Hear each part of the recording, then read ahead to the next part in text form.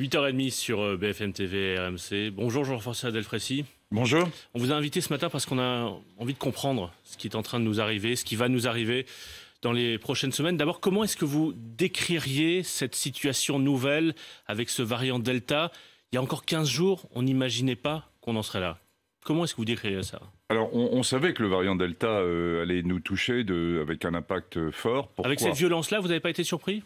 Peut-être un peu, mais on savait. Enfin, les prévisions montraient qu'il allait arriver. Je veux dire, c'est en Angleterre. Alors, pour bien comprendre, il faut comprendre qu'il est plus transmissible. On estime qu'il est à peu près 60% plus transmissible que le variant alpha dit anglais, qui avait déjà été une rupture au mois de janvier. Et donc, c'est pour ça que tous nos modèles et toute la vision qu'on a de cette maladie, elle change en fonction des arrivées des variants successifs. 60 fois plus transmissible, ça veut dire qu'on a 60 fois plus de chances ou de risques d'être contaminé? C'est 60% plus transmissible, pas 60 fois. Alors pourquoi? C'est parce que les gens qui sont infectés ont plus de virus dans leur sécrétion, et donc quand ils ont leur sécrétion, les particules virales qui viennent de la part des gens infectés, elles contiennent plus de virus que les autres. Ça, on le sait. Il y a une très belle étude qui est sortie il y a quelques jours là-dessus. Et est-ce que c'est vrai qu'on contamine, si on est positif, qu'on contamine un peu plus tôt, 1 ou 2 jours plus tôt? Alors, on contamine un tout petit peu plus tôt, et il y a peut-être aussi une sécrétion du virus qui est un tout petit peu plus longue. Enfin, donc l'ensemble fait que ce n'est pas lié, finalement, c'est une mutation qui existe dans la spike, c'est-à-dire dans la protéine qui s'accroche au récepteur, et qui fait qu'il est plus transmissible. Est-ce qu'on paye aujourd'hui, je dis paye, mais l'expression n'est pas la bonne peut-être, mais est-ce qu'on paye d'une certaine manière la réouverture du pays, le retour des lieux de vie sociale, la fin du couvre-feu, ça fait qu'il y a quelques semaines, est-ce qu'on paye ça aujourd'hui? Non, pas du tout. D'accord. Absolument. C'est une bonne nouvelle, ça. Oui. On paie rien du tout. C'est vraiment, il faut comprendre que le virus domine, qu'il a des capacités à se transmettre plus, qu'on aurait pu tout fermer ou tout ouvrir, ça n'aurait strictement rien changé. Le virus serait arrivé avec cette capacité. Donc on a bien fait de rouvrir à la fin du Je pense qu'on a bien fait de rouvrir. Alors, la question qui se pose maintenant qu'il est là, c'est en effet jusqu'à quel point doit-on ouvrir et quelles mesures doivent être prises encore maintenant pour essayer d'éviter ce qui pourrait se passer fin août en France. On va en parler, mais justement, vous dites fin août, c'est-à-dire qu'aujourd'hui, le moment où on va vraiment sentir la pression sur l'hôpital, c'est qu'en mi-août, fin août, c'est-à-dire que la rentrée va se faire dans une situation très tendue?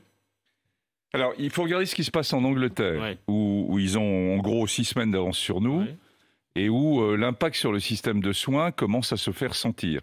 Il y a une sorte de dissociation, parce qu'on est dans une ambiance de grande vaccination, et en particulier en Angleterre, où ils sont plus vaccinés que nous, entre le nombre de cas, c'est-à-dire le nombre de nouvelles contaminations, et puis le retentissement sur les hospitalisations et le passage en réanimation. C'est-à-dire pour le même nombre de cas, il y a moins d'hospitalisations et moins de morts. Exactement, et c'est bien lié à l'efficacité vaccinale. Donc est-ce que c'est si grave d'avoir un variant Delta plus contagieux puisque nous avons le vaccin? Alors, en France, notre niveau de vaccination, bien qu'il ait le système de vaccination ait très bien marché, il est plus faible que celui qui existe en Angleterre. Et en particulier, il est plus faible dans 2 types de populations, les plus de 60 ans, où 10% des plus de 60 ans ne sont pas vaccinés, et puis un certain nombre de personnes à risque, et en particulier les sujets les plus obèses, mais sans avoir d'ostracisme, en tout cas en surpoids, dont on estime que 45% d'entre eux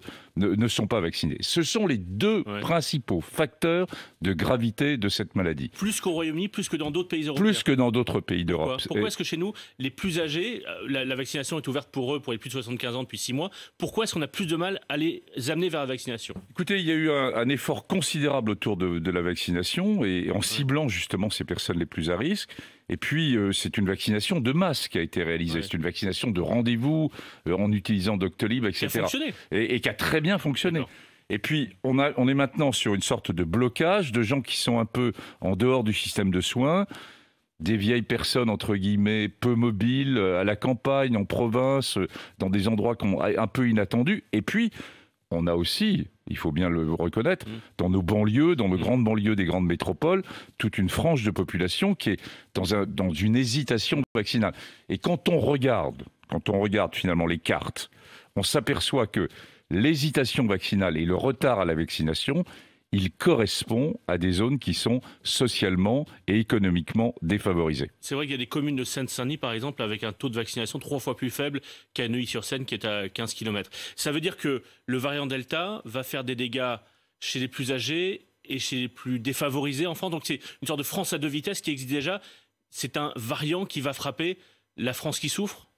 Eh bien, écoutez, il faut qu'on fasse tout, à la fois au niveau des médecins, des scientifiques et évidemment des décisions politiques, pour éviter que cette quatrième vague soit une vague sociale, qu'elle soit bien sûr médicale et pour l'ensemble de la population, mais qu'elle touche en particulier les populations les plus défavorisées. On le sait, c'est un grand classique des crises sanitaires, où plus on avance, plus les disparités en termes d'accès aux soins se font sentir. Là, l'Assemblée nationale a voté tard dans la nuit la première lecture, le texte sur la crise sanitaire qui prévoit un certain nombre de nouvelles mesures. Est-ce que l'obligation vaccinale des soignants, est-ce que le passeport sanitaire, est-ce que ça, c'est de nature à tempérer l'impact de cette quatrième vague, ou finalement l'application sera trop tard pour vraiment atténuer cet effet de la quatrième vague? Alors d'abord, je me réjouis au nom du Conseil scientifique que ces mesures aient été prises. Nous les avions recommandées dans notre avis du 6 juillet. Je me réjouis que dans un délai très court, finalement, elles puissent être mises en place.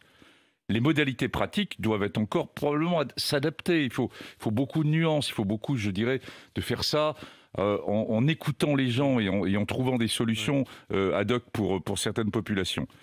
Alors, elles vont atténuer, oui, pour les personnes qui sont en train de se vacciner là maintenant. Je rappelle que si elles sont vaccinées une première fois là maintenant, puis dans 3 semaines, elles sont couvertes 1 semaine après la deuxième vaccination. Donc vous voyez qu'un mois, on est le 23 juillet, elles seront couvertes, les personnes qui vont être vaccinées dans les 10 jours seront couvertes pour fin août. Donc quelqu'un aujourd'hui, par exemple, qui n'aurait pas du tout pris de rendez-vous, même pas un premier rendez-vous, qui comprendrait que voilà, il y a une grosse vague qui va nous tomber dessus fin août, il n'est pas trop tard pour aller se faire vacciner dans les prochains jours, il est urgent, protéger quand ça va être le plus dur. Il est urgent, en effet, surtout, je dirais, surtout, si vous avez plus de 60 ans, si vous avez du surpoids, si vous avez un certain nombre de pathologies, que pour des raisons diverses et variées, vous ne vous êtes pas fait vacciner. C'est le moment de le faire. Parlez-en avec votre médecin.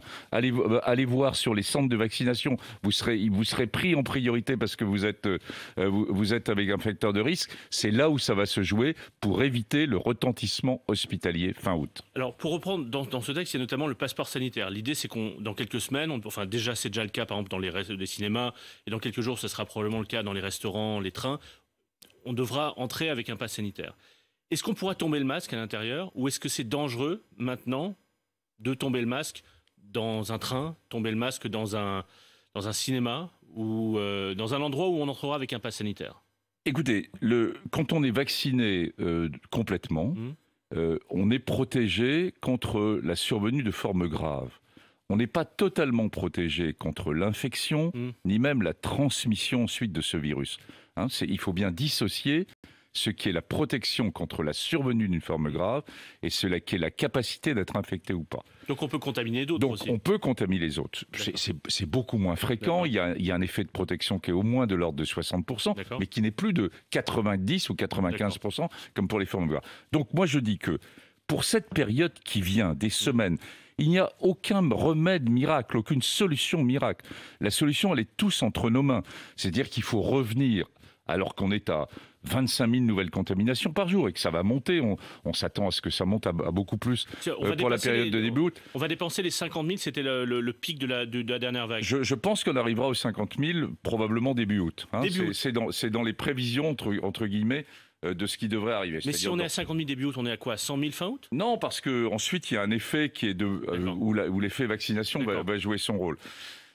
Et donc, dans ce contexte je dirais, de contamination très large qui est en train de survenir, avec un variant qui, une fois de plus, est beaucoup plus contaminant que le précédent, revenir aux mesures barrières simples, c'est-à-dire le lavage des mains, est-ce qu'on continue à se laver les mains? Non, tous les Français ont perdu le lavage des mains avec eux.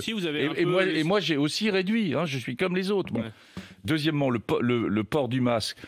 Alors, bien sûr, les vaccinés sont plus protégés que les autres. Mais dans un contexte difficile, moi, je vais vous dire, je suis vacciné depuis très longtemps. Je continue à porter le masque quand je suis dehors, à Paris, en région parisienne. Si je suis en pleine campagne, je ne vais pas le porter. Oui, mais par exemple, dans quelques jours, dans une terrasse d'un petit café de village, on va devoir continuer à porter le masque? Moi, écoutez, ce sont des mesures individuelles. Ce sont des mesures individuelles. Si vous êtes vacciné, vous pouvez probablement ne pas porter le masque. Hein.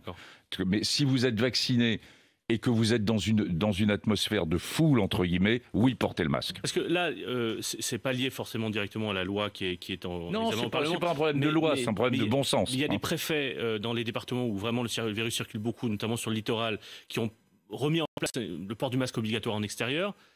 Et du coup, il y a une situation un peu compliquée où des gens sont vaccinés, doublement vaccinés, ont fait cet effort-là, et qui se retrouvent, alors qu'il fait 35 degrés, à devoir porter un masque en extérieur. Je peux comprendre, et inversement, il faut aussi que les citoyens comprennent qu'il y a des situations qui sont différentes. Ce n'est pas tout à fait la même chose. On va avoir pendant les 6 semaines qui viennent une France à 2 vitesses, avec beaucoup de monde sur le littoral, dans certaines grandes métropoles, et puis on aura une France qui sera beaucoup plus tranquille dans les campagnes, etc. Eh bien, on s'adapte comme on l'a déjà fait. On s'adapte. Et c'est un peu le bon sens, entre guillemets. Je redis que dans des zones de littoral où il y a beaucoup de monde, énormément de monde dans les cafés, énormément de monde dans des petites ruelles de villes sympathiques du Midi, oui, le port du masque m'apparaît raisonnable pour la période qui vient. Donc quand on se balade dans la campagne, pas besoin de porter le masque. Quand on va au marché, mieux vaut porter le masque. Exactement. Ouais. Du coup, il y a aussi sur cette question de ces départements où le virus circule beaucoup, est-ce qu'il faudrait remettre en place localement des couvre-feux locaux? On a vu par exemple, le département des Pyrénées-Orientales, les restaurants ferment à 23h depuis maintenant le week-end dernier. Est-ce qu'il faudrait mettre en place un couvre-feu à 23h? On peut noter que c'est le cas en Martinique où il y a désormais un couvre-feu local. Est-ce que c'est une arme, un outil que devraient utiliser les préfets? Écoutez, moi je pense que le meilleur outil, c'est l'outil personnel. Et l'outil personnel, c'est de revenir à des précautions simples, et avec 2 précautions simples, qui sont le port du masque, en particulier dans les zones, quand on est en milieu fermé ou en milieu ouvert avec énormément de monde et où les mesures de distanciation ne sont pas possibles, c'est ce que je viens de vous indiquer.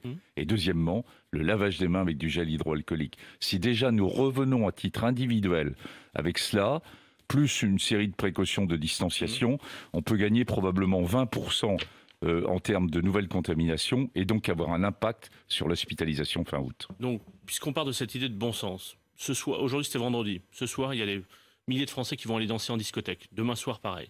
Est-ce que c'est dangereux d'aller en discothèque en ce moment? La réponse est oui. Même avec un pass sanitaire? La réponse est oui, et on vient les différents pays européens qui sont à des niveaux de vaccination élevés, plus élevés que nous, viennent de montrer qu'une série de grands clusters étaient partis à partir de discothèques. Je sais qu'en disant ça, je vais créer, je dirais évidemment des réactions. Mais c'est une réalité médicale et scientifique. Ce qui s'est passé sur le pic majeur qui s'est passé par exemple en Hollande, vient d'une série de contaminations en discothèque. C'est la même chose sur le nord de l'Allemagne. Mais si le pass sanitaire fonctionne, il devrait empêcher ça, puisque on entre avec un pass sanitaire. Nous ne sommes pas encore avec le pass sanitaire. La réponse à votre question, si. on est avec un pass sanitaire qui est en train de se mettre en place. Si le pass sanitaire fonctionne, à ce moment-là, complètement avec un pass sanitaire, à ce moment-là, les discothèques peuvent rester ouvertes. Tant que le pass sanitaire n'est pas complètement mis en place, je dirais, faisons attention parce que c'est un lieu de cluster, on le sait. Alors, la discussion, elle est faite. C'est-à-dire que vous découragez, par exemple, si des parents nous écoutent, il faut qu'ils disent à leurs enfants, va pas en discothèque ce soir. Enfin, c'est difficile à dire, on est au milieu de l'été, ça fait 1 an et demi que tout le monde souffre. Je dis que si le pass sanitaire est mis en place, si les enfants répondent à ce qui est contenu dans le pass sanitaire, l'ouverture et la venue en discothèque est possible en disant on fait attention. Je rappelle qu'en discothèque, on garde le masque ou on peut enlever le masque? Je rappelle qu'en discothèque, il y a 2 choses. Il y a des discothèques qui sont ouvertes dehors et qui sont aussi à l'intérieur, qu'on boit souvent de l'alcool quand même en discothèque, donc la perte des gestes barrières peut se faire. Et je dis que c'est un endroit possiblement de cluster, comme ça a été montré dans d'autres pays européens. Donc je dis seulement que c'est un endroit à risque. Avec le pass sanitaire, on peut aller en discothèque. Là-dessus, je rebondis là-dessus, puisque hier, vous étiez au Sénat, vous étiez auditionné au Sénat, et vous avez parlé du Royaume-Uni. Vous disiez qu'on mesurait un effet championnat d'Europe de foot au Royaume-Uni, non pas tellement sur les matchs, mais sur les fêtes autour des matchs, les pubs et tout ça. On voit cet effet-là. Oui, tout à fait. Les Anglais nous l'ont parfaitement décrit hier matin, avant cette réunion au Sénat.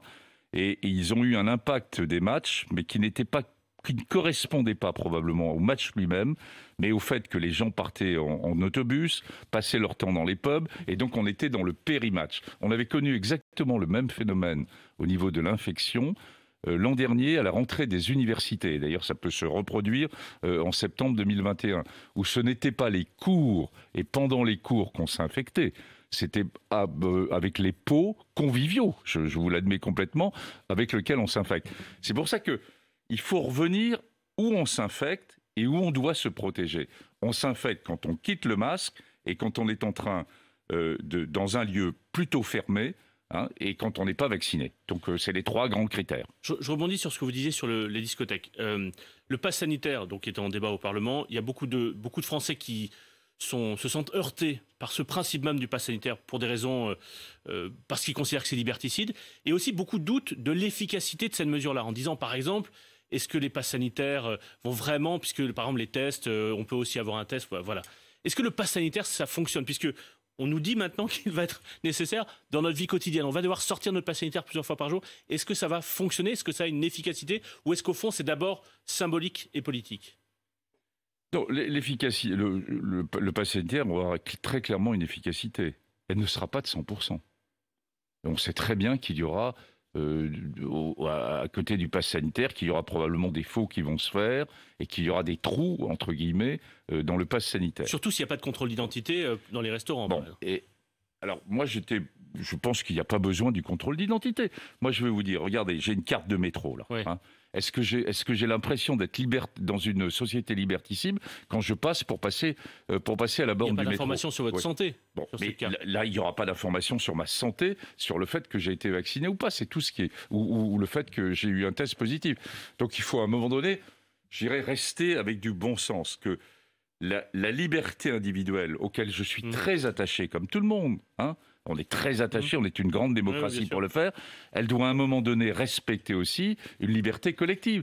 Si c'est le prix à payer pour éviter qu'on aille vers un nouveau confinement qui serait lié à ce virus Delta, mais il y aura probablement d'autres virus ensuite après. Donc il faut avoir une vision qui est plus à long terme. Eh bien, le pass sanitaire est une des solutions. Est-ce que c'est la seule solution? La réponse est non. C'est pass sanitaire, vaccination, accélération de la vaccination, et retour à un certain nombre de gestes barrières. Le déremboursement des tests à l'automne, vous pensez que c'est une bonne ou une mauvaise idée? Parce qu'on va aussi se priver d'un outil de mesure de la progression de l'épidémie. C'est quelque chose qu'il faudra qu'on regarde avec attention. D'accord. La plupart des pays européens sont arrivés avec cette décision. Je la partage pour l'instant. Attendons de voir ce qui va se passer à l'automne. Je dirais, pour prendre la décision. Peut-être qu'il faudra la décaler légèrement. En vous écoutant, je me dis, mais le Premier ministre a annoncé que les personnes vaccinées, doublement vaccinées, enfin voilà, au bout de leur système de vaccination, ne seront plus qu'à contact, donc n'auront plus à s'isoler si elles sont déclarées positives. Est-ce que c'est prématuré, dangereux, ou est-ce que c'est une sorte de rétribution à l'effort de vaccination? Non, je pense que c'est une forme de rétribution à l'effort de vaccination. En fait, le conseil scientifique a émis un avis pour le moins mitigé sur ce point. Pourquoi? Parce que c'est un variant qui a un niveau de transmission beaucoup plus élevé et qu'on peut parfaitement être doublement vacciné, mais être contaminant. Vous étiez contre l'obligation vaccinale des soignants. Vous avez changé d'avis. Pourquoi? Vous savez, dans cette bataille contre le virus, c'est le virus qui domine par certains côtés. Ouais. Et il faut savoir être évolutif dans ses décisions. Initialement, j'étais contre parce que je voulais laisser une chance aux soignants. Bien, je dirais, c'est mon métier.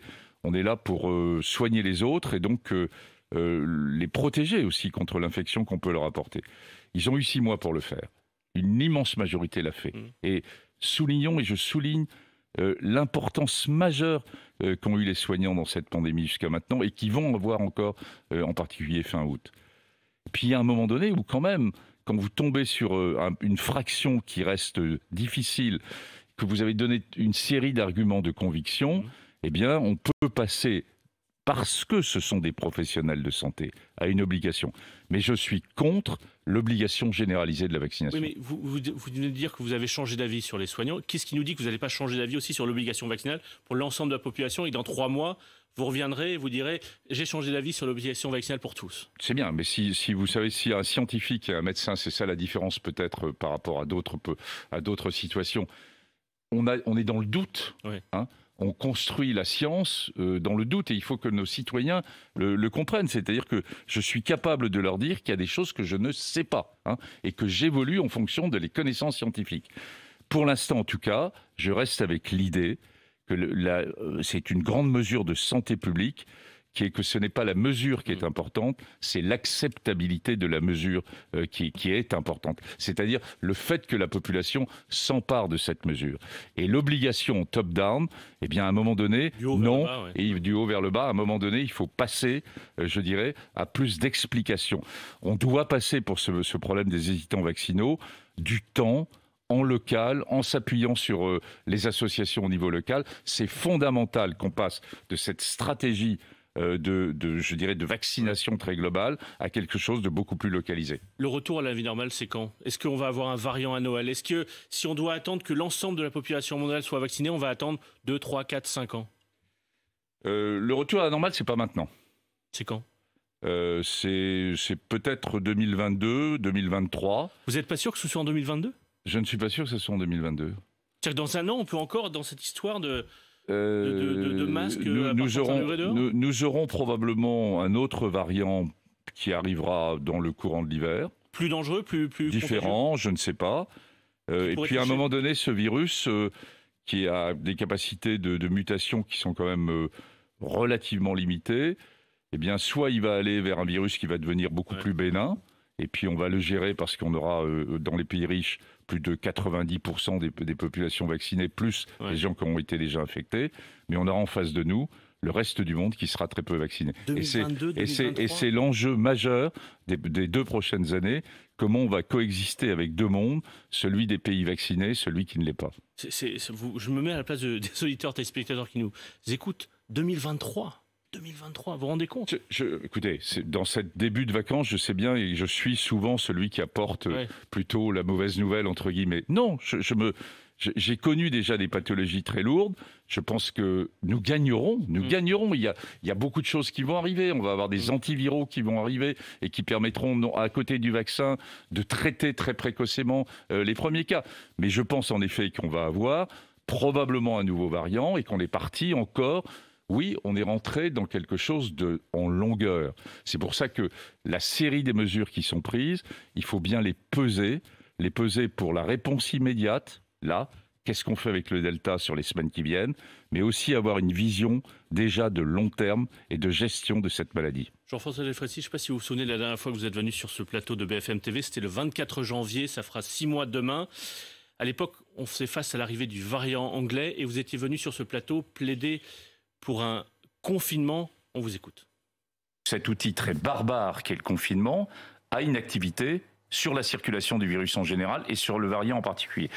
Donc voilà, après c'est une décision qui est éminemment politique. Il faudra aller probablement vers un confinement. Vous disiez qu'il fallait aller vers un confinement. Ça avait fortement déplu au président de la République qui n'avait pas du tout aimé ce ton. 5 jours plus tard, il décidait pas de confinement. Finalement, il s'y est résolu fin mars, 2 mois plus tard. Est-ce que quelque chose s'est cassé à ce moment-là avec le président de la République? Est-ce que finalement il a trouvé que vous alliez trop loin en mettant sur la table le côté inéluctable d'un confinement? Non, écoutez, chacun son rôle. Hein. Nous sommes une belle et grande démocratie en France. Et c'est aux politiques, et en particulier au président de la République, de décider. Je n'ai aucun... Mais vous avez eu du mal à digérer le fait qu'il ne vous ait pas suivi? Aucun doute, pas du tout. Il y a des considérations qui sont d'ordre sanitaire, et je suis là pour les porter. Il y a des considérations qui sont d'ordre sociétal. J'y suis très attaché, vous le savez. Mais il a eu tort à ce moment-là de pas confiner fin janvier? Absolument pas. Il a pris une décision. C'est sa décision. J'ai indiqué seulement, parce que l'ambiance n'était pas à la compréhension encore de ce qu'était un variant avec un niveau de transmission élevé. Vous voyez qu'on retrouve un peu les mêmes termes. On vit la même chose. Voilà, dans quelques semaines, vous allez peut-être dire confinement? Et donc, non, je n'ai pas dit ça. D'accord. Je n'ai absolument pas dit ça. Donc on ne va pas faire un confinement à la rentrée, d'accord. La décision qui a été prise est une décision politique et je la respecte pleinement. nos relations sont restées, je dirais, ce qu'elles doivent être, c'est-à-dire nous sommes là pour conseiller, entre guillemets, et éclairer au plan scientifique les décisions politiques. Mais je retiens ce que vous disiez, on n'est pas en chemin vers un confinement à la rentrée, là. Ce n'est pas possible d'aller vers un confinement à la rentrée. C'est bien pour ça qu'il faut prévenir, justement pour ne pas aller au confinement, en s'appuyant sur une large vaccination, sur le pass sanitaire et sur la reprise d'un certain nombre de gestes barrières. Et c'est en faisant l'ensemble de ces mesures qu'on va éviter d'aller vers un confinement. Merci Jean-François Delfraissy. Il est 8h55 sur BFM TV et RMC. Bonne journée.